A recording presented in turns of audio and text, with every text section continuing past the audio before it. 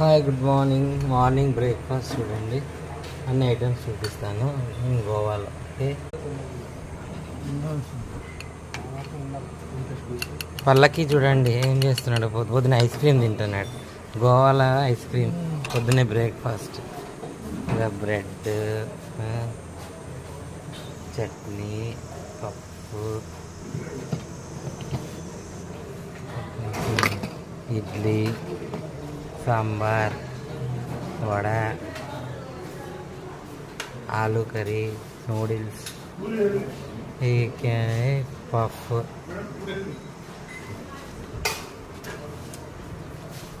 Eggs.